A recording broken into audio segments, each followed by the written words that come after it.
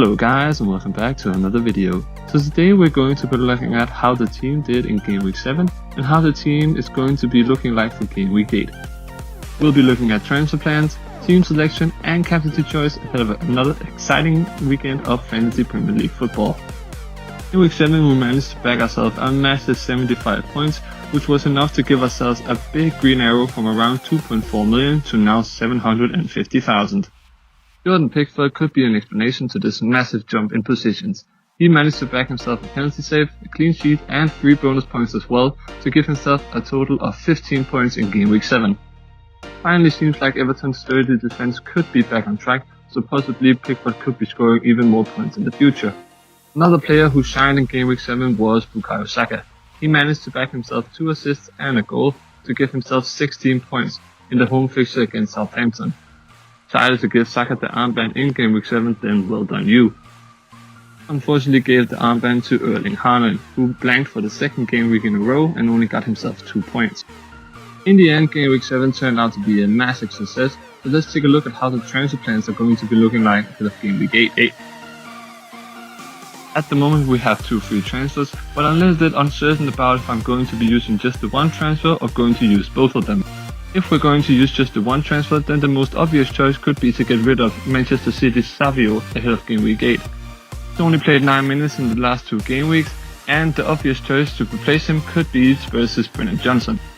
Scored in his last 7 games and is facing a West Ham side that's been a little bit leaking in defense so far this season. There's a little bit uncertainty about the return of Heung-min Son. If he's back fit, then it could potentially have an impact on how many minutes Brennan Johnson could get in the future. Another player who could see himself leave the team is Kai Havertz. Arsenal's fixtures are turning to the worst from Game Week 8 and onward. The obvious candidate to replace him is Dominic Solanke. Spurs' fixtures are turning very good from Game Week 8 and onwards, and the Spurs player has been involved in 7 big chances in the last 3 game weeks. Involved in Spurs' link-up play offensively, and we could potentially see him score a lot of goals and get plenty of assists as well. If we get any confirmation about Bukayo Saka's fitness, then we could potentially see 2 Arsenal players leaving the team and 2 Spurs players entering the team. Saka will get the opportunity to get James Maddison into the team. He's on set pieces and is guaranteed more minutes than Brennan Johnson, so you could see himself be the more safer pick of the 2. This also opens up the possibility to get Phil Foden in ahead of Game Week 9 when he faces Southampton at home. At the moment the most likely choice would be to sell Savio and get Brennan Johnson in, and maybe even sell Kai Havertz to get Dominic Solanke in. So talking through the transfer plans, let's take a look at how the team is looking like ahead of Game Week 8. Pickford keeps his place ahead of Everton's away fixture against Ipswich Town. And finally it seems to clear up their defensive woes, so Pickford of course keeps his spot ahead of Game Week 8. Trent Alexander-Arnold of course keeps his spot ahead of his home fixture against Chelsea. It's pretty unlikely that he'll keep a clean sheet, but he is so attacking, so maybe we'll see him get an attacking return. Up and coming fixtures for Gabriel and clean sheet odds aren't looking too good, but his spread on set pieces is too big to underline and he has to be in the team ahead of Game Week 8.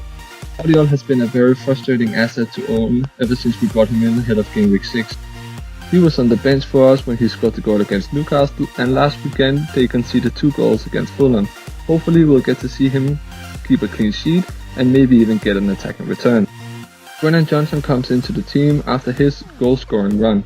His price is still only 6.6 million and is still only owned by only 6.3% of managers.